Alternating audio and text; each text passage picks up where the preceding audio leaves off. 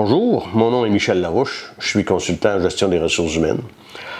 Ce matin, je vais vous entretenir quelques minutes là, sur le climat de travail. Un climat de travail perturbé dans une organisation.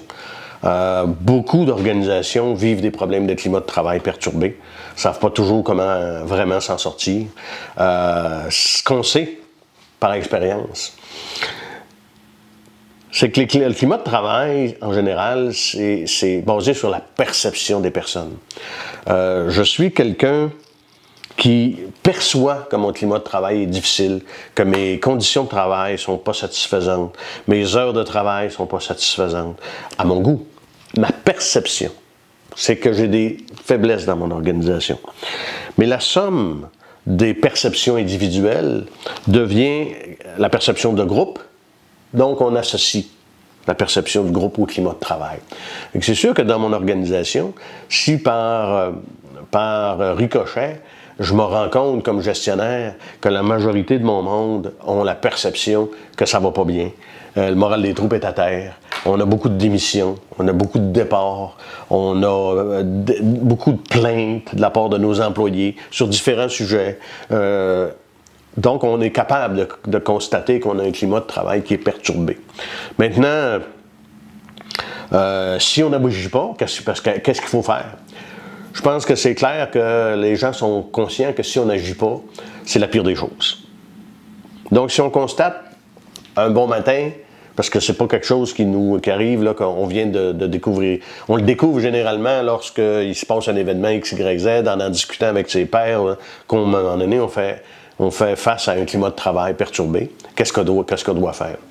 C'est sûr que avant de commencer à identifier la raison ou les raisons, souvent, bien des gestionnaires qui vont agir sur la première impression. Ah, mon climat de travail est perturbé parce que nos salaires sont trop bas. Puis ils vont réagir en augmentant les salaires. Ça ne veut pas dire que c'était le problème. J'ai peut-être réglé un problème qu'il y avait dans l'organisation, mais je n'ai pas nécessairement réglé mon climat de travail. D'autres vont dire, on a un climat de travail qui est perturbé parce qu'on a une personne dans l'organisation qui est jamais content, toujours chialeux, il est ci et ça. Donc, c'est lui notre problème, on l'a identifié, on va s'organiser pour s'en départir. Encore là, c'est pas nécessairement la vraie raison du climat de travail qui est perturbé. Donc, il faut d'abord faire un constat de la situation. Puis un constat de la situation qui est global. Rencontrer les gens de l'organisation, poser des questions. Généralement, il y a deux méthodes. Avant de vous parler il y a deux méthodes. La première, c'est de faire parvenir un questionnaire à tout le monde dans l'organisation. Un questionnaire sur des généralités. Comment ça va? Qu'est-ce que vous percevez comme problème, etc., etc. Et encore là, il y en a de nombreux exemples sur le marché de questionnaires de ce type-là. Et on va associer souvent à ça des rencontres individuelles. Non pas des rencontres de groupe, parce que dans les rencontres de groupe, pour faire de l'analyse organisationnelle, ça se prête bien à ça, mais pour faire l'analyse d'un climat de travail perturbé, ça se prête très mal à ça. C'est des rencontres individuelles où on va aller un peu plus loin dans les questionnements qu'on va faire. Lorsque j'ai terminé cette approche-là d'aller chercher de l'information, sur qu'est-ce que les gens perçoivent comme problématique dans mon organisation. C'est là que, à cause de la communauté de gens que je vais rencontrer, la différence des perceptions, je vais être capable de dresser un tableau de l'ensemble des perceptions négatives dans mon organisation, qui vont toucher tous les sujets. La difficulté de communication, la qualité de l'organisation du travail, le chevauchement de tâches, l'ingérence du politique ou le personnel de gestion dans le travail, les citoyens qui se mêlent de ça. Donc, on va identifier plusieurs éléments irritants et on est capable de les identifier puis de constituer à un moment donné je dirais, un tableau encore plus général en faisant des recoupements. Assez fréquemment, ce qu'on va rencontrer, c'est que je vais obtenir une information d'une personne, une portion d'information d'une personne. Mais 3 rencontres plus tard avec une autre personne, je vais me rendre compte que la même information, les mêmes éléments reviennent. C'est pas les mêmes choses que les gens me disent. Parce que si on se rend compte que les gens disent exactement les mêmes mots dans le même ordre, c'est qu'il y a eu peut-être collusion, comme on peut appeler, mais généralement, c'est pas ça. Généralement, ce que c'est qu'on va se rendre compte, c'est que les gens, 2, 3, 4, 5, 6 personnes nous ont parlé des mêmes sujets, des mêmes éléments. Mais c'est à nous, à ce moment-là, de faire de l'analyse de ces informations-là, puis des recoupements qui nous permettent de venir dire un bon matin, OK, j'ai un bon portrait de la situation.